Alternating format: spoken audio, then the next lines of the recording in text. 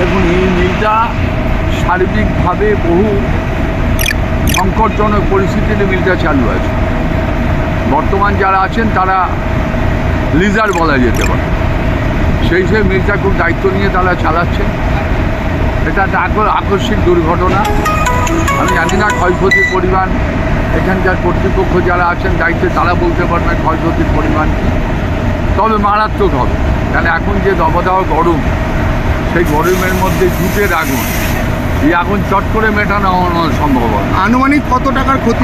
এটা বলতে পারবো, এটা অযাচিতভাবে বলা ঠিক হবে না। তার কারণ আমি তার জুট মিলের সঙ্গে নয়, আমি এদের ইউনিয়নটা দেখাশোনা করি। এখানে সবাই আমরা এসছি, এখানকার প্রার্থী তিনি এখানেও দাঁড়িয়ে আছেন, সন্ন্যতায় দাঁড়িয়ে আছেন। আমরাও এখানে খবর পেয়েছি মালিকের সঙ্গে সময় সময়, যেটা এখনকার লিজার বসন্ত আগরওয়াল রবিবাবু, তাদের সঙ্গে টাইম টু টাইম আমরা যোগাযোগ করে ডাকছি, তারাও আমাদের সঙ্গে যোগাযোগ করছে। আমি এদের যে কন্ট্রোল ফায়ার ব্রিগেড সেখানেও ফোন করেছিলাম। এখন 3টে গাড়ি কাজ করছে, আরও গাড়ি এসে ঢুকছে। আকস্মিক একটা দুর্ঘটনা, আমরা ক্ষতির পরিমাণ প্রচুর হবে।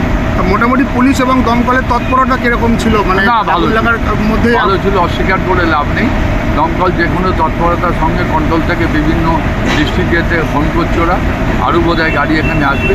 তবে এই আগুন সহজে মেটাবে, এই আগুনকে তাড়াতাড়ি অ্যারেস্ট করা, এই আগুনকে তাড়াতাড়ি কন্ট্রোল করা খুব দুর্বিষহ। তার কারণ জুট, মানে আগুনের ভয়াবহতা আপনি বলছেন ভয়ঙ্কর? হ্যাঁ ভয়ঙ্কর, কেন জুট তো জুট, তারপরে একটা গোডাউন, এতে এমনি জল যত পড়বে আর এ যত ভাঙবে, জুটের এটা যত ভাঙবে তত আগুন বেরোবে বেশি।